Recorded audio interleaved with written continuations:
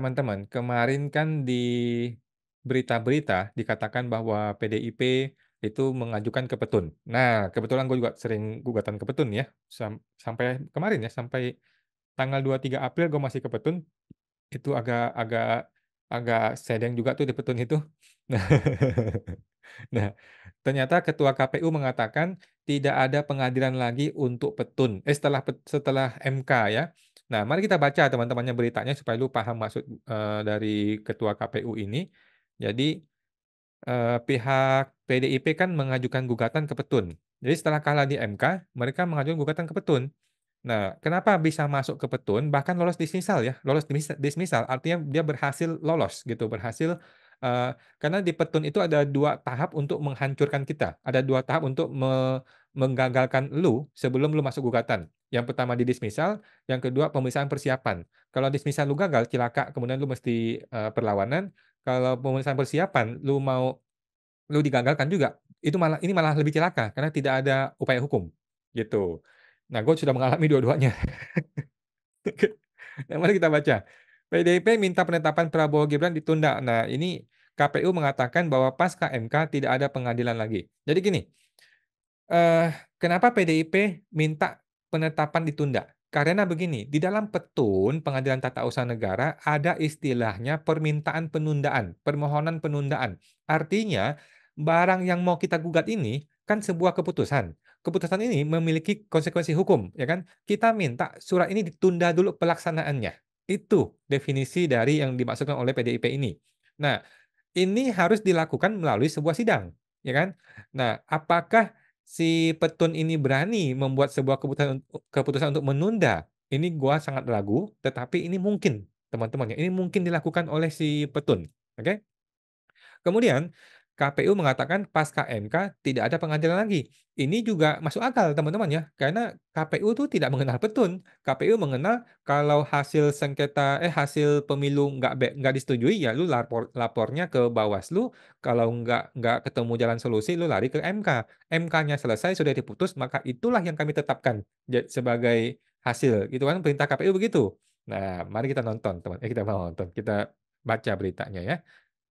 KPU menegaskan penetapan capres-cawapres nomor urut 2 Prabowo sebagai presiden wakil presiden terpilih ya tetap sesuai jadwal ya pada tanggal 24 April 2024 ya. Selamat buat Pak Prabowo dan Bapak Gibran ya. Selamat terlepas dari segala kontroversi ya kita sebagai warga negara ya selamat aja ya, selamat dan selamat bekerja ya. Penetapan dilakukan usai sengketa Pilpres kubu Anies Baswedan Muhaimin Iskandar. By the way, Pak Muhaimin atau Pak Imin sudah bergabung dengan Prabowo ya. Jadi nggak usah ngomongin lagi Pak Imin ini. Dan Ganjar Pranowo, Mahfud MD ditolak Mahkamah Konstitusi. Desakan kubu PDIP agar penetapan Prabowo Gibran ditunda lantaran gugatan mereka di Petun masih berproses dianggap tidak tepat oleh KPU nih ya. Nah, ini kata siapa nih? Kata KPU ya. Pasca pengucapan putusan MK atas perselisihan hasil Pilpres kemarin, kini sudah tidak ada lagi lembaga peradilan dalam sistem keadilan pemilu yang bisa membatalkan keputusan KPU nomor 360 tahun 2024 tentang penetapan hasil pemilu 2024 secara nasional. Jelas anggota KPU Idam Holik kepada Kompas Selasa tanggal 23 April. Oke. Jadi ini benar teman-teman ya. Ini benar karena di dalam sistem keadilan pemilu ya tingkatan terakhir MK. Mereka nggak kepikiran ada Petun. Sama sekali nggak kepikiran ada Petun, gitu loh. Sedangkan menurut Undang-Undang Petun, bisa loh. Menurut Undang-Undang Petun, keputusan MK tuh keputusannya KPU bisa dibatalkan loh, bisa. Ya, nah kita baca lagi. Dalam pertimbangan hukum yang dibacakan kemarin pada saat pengucapan putusan perselisihan hasil Pilpres oleh Majelis Hakim MK dinyatakan bahwa apa yang dilakukan oleh KPU sudah sesuai konstitusi. Oke, ini mohon maaf nih teman-teman ya terlepas dari segala kontroversi yang terjadi ya MK sudah ketok palu, MK sudah memutuskan itulah final and binding kan gitu. Karena telah melaksanakan putusan MK nomor 90 dan KPU dinilai telah melaksanakan prinsip dan asas pemilu yaitu jujur dan adil. Aduh, mau ketawa, nggak usah ketawa deh. Dalam gugatan yang ke MK, baik Anies, Muhaimin maupun Ganjar Mahfud sama-sama meminta agar Prabowo Gibran didiskualifikasi dan digelar pemilu ulang. Berbeda dengan Ganjar Mahfud, Anies juga memasukkan petitum alternatif yakni diskualifikasi hanya untuk Gibran saja. Jadi Gibran ini menjadi sebuah fenomena luar biasa ya, hanya satu-satunya di dunia teman-teman ya, Gibran. Kaisang juga satu-satunya di dunia ya, satu hari jadi pegang kartu partai, 2 hari kemudian jadi ketua umum partai. Ini juga satu-satunya di dunia ya. Memang ini Indonesia ini negara yang unik teman-teman ya, negara yang unik kita negara ini. Gibran dianggap tak memenuhi syarat administrasi sebab KPU RI memproses pencalonan Gibran menggunakan Peraturan Nomor 19 Tahun 2023. Dalam PKPU itu, syarat usia minimum masih menggunakan yang lama ya, yang 40 tahun. Hal inilah yang jadi salah satu pokok gugatan PDIP ke Petun. Oh gitu. Meski MK menyatakan tidak ada pelanggaran yang dilakukan KPU RI dalam hal menerima pencalonan Gibran. Nah, jadi gini, yang gue tangkap ya. Jadi PDIP akan mempersoalkan bahwa ketua KPU itu salah melanggar hukum dalam hal menetapkan, legalitas dari Gibran karena penetapan dia itu masih menggunakan dasar hukum PKPU yang lama, yang pakai, PKPU nomor 19 tahun 2023 yang masih pakai umur 40 tahun. Eee, Sedangkan keputusan MK mengatakan bisa 35 itu belum diubah menjadi PKPU. Nah, ini seru nih teman-teman ya, ini bakalan seru di Petun nih, nanti kita lihat deh. Dari 3 hakim yang menyatakan pendapat berbeda atas, putusan MK ya, menolak sengketa Pilpres ini, tak satu pun hakim yang menyoroti proses pencalonan Gibran. Nah, sebagai masalah yang membuat pemungutan suara harus diulang. KPU telah dinilai oleh Majelis Hakim MK memberikan kepastian hak politik warga negara dalam putusan 90 tersebut pada masa pencalonan presiden dan wakil presiden. Ia menambahkan, sesuai jadwal dan tahapan Pilpres, ini tinggal 2 tahapan yang tersisa, yaitu penetapan Prabowo ya, tanggal 24 April sudah dilaksanakan, dan pelantikan keduanya sebagai presiden dan wakil presiden tanggal 20 Oktober. Oke, itu doang teman-teman ya beritanya ya. Jadi, bagaimana tanggapan gue? Tanggapan gue begini, dari sisi KPU ya, dari sisi ketua KPU, menurut gua dia sudah betul. Gitu, dia sudah betul. Dia memang harus melaksanakan itu, ya. Dia memang setelah MK sudah ketok palu, memang dia harus melakukan penetapan, gitu, sebagai siapa yang menang pemilu ya, presiden, wakil presiden terpilih. Justru akan salah kalau dia tidak menetapkan hasil pemilu, ya. Dengan berbagai alasan ya, dengan alasan masih dipetun lah dan sebagainya, itu nggak mungkin teman-teman ya, nggak bisa. Memang begitulah perintah undang-undang. Jadi mohon maaf nih, ketua KPU sudah betul. Selesai MK, ya udah hasil MK itulah jadi dasar untuk putusan pemilu.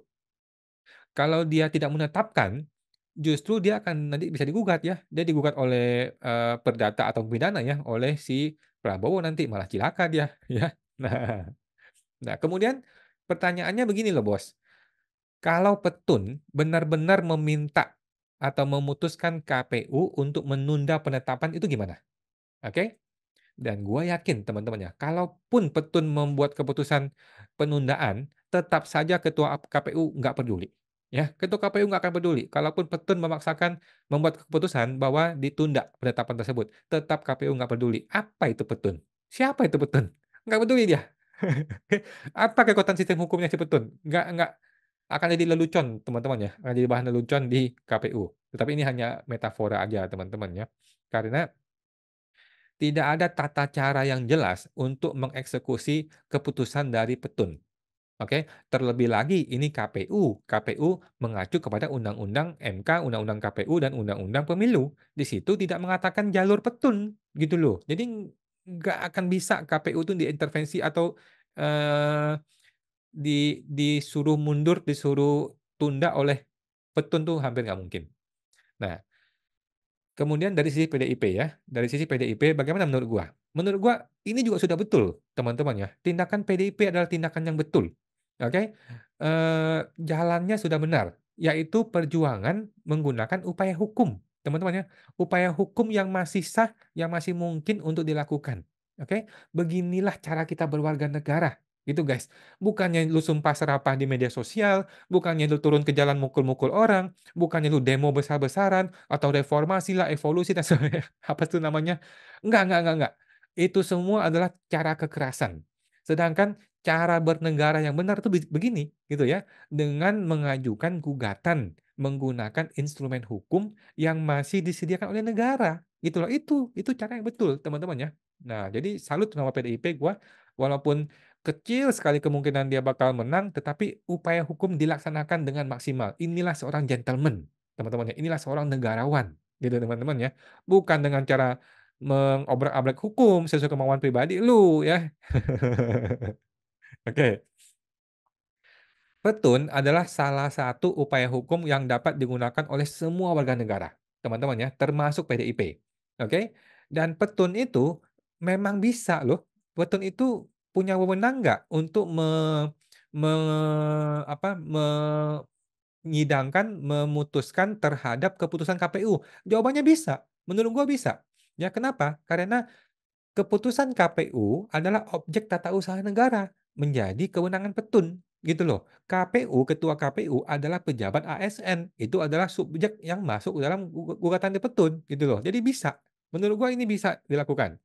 Dan buktinya sudah lolos ya, buktinya dia lolos dismisal. Entah bagaimana caranya bisa lolos dismisal, tetapi hebat juga ya. Nah, sekarang lagi-lagi pertanyaannya, apakah petun bisa meminta untuk penundaan penetapan hasil pemilu? Jawabannya jelas, bisa. Teman-teman ya, di dalam Undang-Undang Peratun, hakim bisa mengetok palu, sebelum kami memutuskan suatu putusan yang berketetapan hukum tetap, kami minta penetapan, eee, keputusan KPU tersebut ditunda, bukan dibatalkan ya, ditunda. Bisa, dia bisa ketok palu, oke? Tetapi pertanyaannya, apakah petun itu berani? Nah, ini hal yang lain, teman-teman ya. Halo, Ibu Un Pratiwi, apakah berani lu membuat keputusan itu? Ya. Kalau Bu Un berani bikin keputusan itu, gua bersujud di kaki Bu Un ya, ketua petun. Dan gue yakin dia nggak berani, teman-teman ya. Bisa cilaka, bisa kacau balau negara ini kalau petun sampai bikin keputusan seperti itu ya. Tetapi kita tunggu keberanian Bu Un Pratiwi, ketua petun, dan gua juga berdiri di belakang Ibu, oke? Gua rasa banyak masyarakat juga berdiri di belakang Ibu, berani dong, berani bikin keputusan yang membuat terobosan, yang membuat sebuah kepastian hukum bahwa memang harus begitu, gitu ya. Kalau lu berani menyidangkan sebuah sidang, maka seharusnya lu berani untuk meminta keputusan itu ditunda.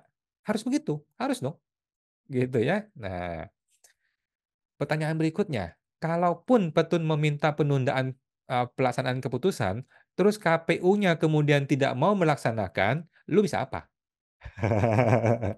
Jawabannya guys, nggak bisa apa-apa, ya. Karena tidak ada mekanisme yang jelas atau tata cara yang jelas untuk mengeksekusi perintah petun. Coba deh lu cari undang-undang apa yang bisa lu pakai untuk mengeksekusi keputusan petun. Oke, anggaplah petun ketok palu nih, ketua KPU diperintahkan untuk menunda, penetapan hasil pemilu. Kemudian KPU bilang, "Siapa elu?" Nah, terus lu mau apa? Apa upaya hukum yang bisa lu lakukan? Nggak bisa apa-apa Bos, nggak bisa. Mau ke MK, kan udah selesai di MK. Mau lapor polisi, nggak ada unsur pidana, gitu. Jadi nggak bisa Bos, ya.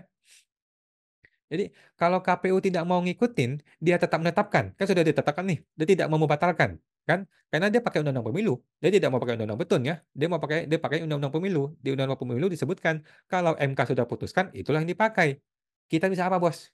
Kita hanya bisa gigit jari, nggak bisa teman-teman ya, nggak bisa diapa-apain, gitu ya. Nah, tetapi nggak apa-apa guys ya, nggak apa-apa.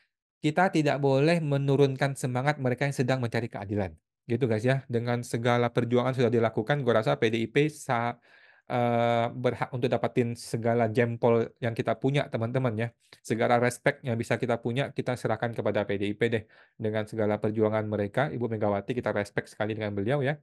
Nah, semua upaya hukum boleh ditempuh, oke? Yang tidak boleh adalah melanggar hukum, itu nggak boleh ya. Nah, tetapi kalau ini masih di jalur hukum, ya nggak apa-apa ya. Dan kita mendukung ya, kita juga mendukung, kita di belakang Ibu kita di belakang, Petun, kita juga di belakang dari PDIP, kita mendukung ya, menempuh upaya hukum di jalur yang benar, silakan ditempuh. Menang atau kalah urusan lain Bos, ya. Banyak orang nih ya, belum masuk gugatan udah mikir, "Nanti gue menang apa kalah ya?" Goblok bener tuh orang-orang ya. Begitu banyak orang tuh belum menggugat, dia sudah berandai-andai, kalau menang gimana, kalau kalah gimana. Nggak usah dipikirin dulu Bos, nggak usah dipikirin. Berusaha dulu, oke? Berusaha dulu. Lakukan dulu gugatannya, nanti kita lihat pembuktiannya bagaimana, sidangnya bagaimana, kita lihat nanti ya. Gitu loh. Upaya dulu, upaya maksimal dahulu. Oke, itulah tindakan yang tepat teman-teman ya, dan kita salut sama PDIP. Oke. Nah, pertanyaan berikutnya, apakah Petun bisa menyatakan bahwa keputusan KPU itu batal atau tidak sah? Jawabannya bisa guys, bisa banget ya. Seorang hakim itu bisa membuat keputusan itu, bisa. Oke, MK aja bisa bikin keputusan yang seperti itu, kenapa Petun nggak bisa? Jawabannya bisa, oke. Tetapi pertanyaannya, beranikah Petun? Ya, berani nggak Ibu Uun Pratiwi, bos Petun, berani nggak dia bikin keputusan bahwa putusan KPU itu tidak sah atau batal demi hukum? Berani nggak? Bisa bisa gempa bumi politik di Indonesia kalau bisa begitu ya. Kemudian pertanyaan terakhir gua, kalaupun Petun menyatakan tidak sah atau batal keputusan KPU tersebut, terus bagaimana? Kan begitu pertanyaannya, bagaimana? Bagaimana tata cara untuk mengeksekusinya? Oke? Apakah akan dilakukan pemilu ulang? Pakai undang-undang apa, Bos? Ya, apakah akan dilakukan pemilihan suara ulang di beberapa provinsi? Pakai undang-undang apa lu begitu? Ya, apakah akan dibatalkan Gibrannya? Undang-undang apa lagi yang lu pakai begitu, Bos? Nggak bisa, gitu ya. Jadi menurut gua, kalaupun keputusan Petun itu menyatakan batal atau tidak sah keputusan KPU, tetap tidak akan berefek apa-apa. KPU nggak akan peduli, ya. Siapa itu Petun? Nggak peduli. KPU tuh nggak akan peduli, nggak akan dengerin, dan KPU akan langsung menetapkan Prabowo tanggal 20 Oktober, dan Prabowo akan tetap menjabat seperti biasa. Jadi keputusan Petun tuh dianggap kentut aja nanti sama orang-orang itu. Gitu ya. Kenapa? Karena KPU itu patuh pada undang-undang pemilu. Undang-undang pemilu, undang-undang KPU tidak mengatakan mengenai petun. Di situ sudah jelas jalurnya. Kalau ada yang tidak sepakat, ya diaduin ke MK. MK eh, memutuskan, kemudian putusan MK itulah yang akan dipakai untuk KPU gitu ya. Nah, di situ nggak tulis mengenai petun gitu loh. Pokoknya kalau MK sudah ketok palu, ya udah keputusan MK itulah yang dipakai, dijalankan gitu ya. Nah, jadi ini serba salah ya. Menurut gua ini politik yang carut marut seperti ini memang seperti itulah Indonesia ya. Seperti itulah Indonesia. Banyak ketidakpastian hukum di mana-mana gitu, banyak tumpang tindih hukum di mana-mana. Jadi kesimpulan akhir gue seperti ini. Menurut gue nih ya teman-teman ya, dan kita akan ikutin sebenarnya, apapun hasil dari petun ini, itu secara hukum tidak akan berefek apapun terhadap penetapan presiden terpilih. Gitu. Nggak akan efek apapun. Lu mau menunda, KPU nggak akan peduli. Lu mau batalkan, KPU nggak peduli. Gitu loh. Kalau dibatalkan, justru KPU-nya yang salah. Nanti kalau KPU ngikutin petun, justru KPU yang akan salah. Karena dia akan digugat oleh si Prabowo. Jadi nggak akan jalan nih caranya nih. Nggak akan jalan. Gitu ya. Terlebih lagi dengan sekian banyak uang bertriliun-triliun yang sudah keluar untuk mobilisasi dan sebagainya waktu kemarin itu, udahlah, nggak akan mungkin. Gitu ya. Nah, tetapi walaupun secara hukum tidak berhasil, tetapi secara politis, Bos. Secara politik, ini akan sangat mengganggu nanti presiden terpilih ya. Kalau sampai memang ada keputusan penundaan atau ada keputusan membatalkan, maka akan mengganggu sekali ya, bahkan bisa muncul hak angket ya. Nah, kalau memang hakim berani menyatakan adanya penundaan atau bahkan menyatakan tidak sah atau batal keputusan KPU tersebut. Yang mana menurut gua hampir mustahil, tetapi kita tetap berdiri di belakang Petun ya, dan kita mensupport Petun ya. KPU serba salah, Petun pun serba salah ya. Jadi walaupun KPU terlihat cukup yakin teman-teman ya, tetapi dia juga deg-degan ya. Gimana kalau nanti rakyat bergerak? Wah, bisa cilaka, bisa chaos, Bos. Nah, jadi bahaya sekali ya. Tetapi anyway, PDIP sudah melakukan cara yang benar, teman-teman ya, yaitu cara hukum, tidak melawan hukum, tidak turun ke jalan, itu sudah betul, teman-teman ya. Dan anyway, kita semua akan menjadi amicus curiae, teman-teman ya, amicus curiae. Amicus curiae adalah orang, teman-teman kita-kita semua ini yang merasa peduli dengan persidangan, kita boleh kirim surat kepada persidangan. Nah, tidak hanya kirim surat, lu boleh bikin video, kemudian lu sebarkan videonya, lu sampaikan kepada hakim. Itu boleh, teman-teman ya. Nah, gua akan pakai cara itu nanti.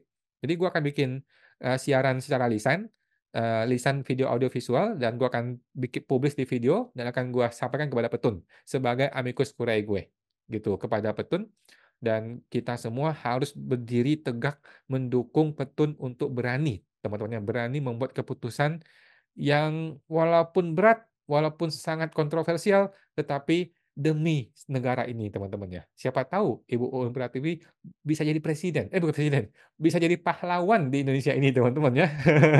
Kapan lagi Kartini di Indonesia ini, teman-teman ya. Nah, jadi teman-teman, gua juga sarankan ke lu semua, teman-teman semua ya, jadilah amicus curiae nanti ketika persidangan ini sudah akan masuk ke sidang pembuktian ya. Sidang pembuktian kita kirim surat atau kirim lisan atau kirim video ke Petun sebagai sahabat pengadilan untuk mendukung Petun dalam berani untuk membuat keputusan walaupun itu sulit, walaupun itu berat, walaupun pasti ada intervensi dari mana-mana.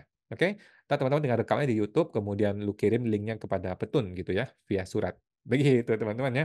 Oke, jadi lagi-lagi PDIP, salut pada PDIP dan KPU juga sudah betul juga anyway, dan kita mengucapkan terima kasih dan selamat ya, bukan terima kasih ya, selamat ya kepada Pak Prabowo dan Gibran yang sudah terpilih dan selamat bertugas ya. Mudah-mudahan negara yang kita cintai ini tidak makin terperosok, tetapi semakin maju Indonesia yang kita cintai ini. Oke, sampai jumpa teman-teman. Semoga terbantu.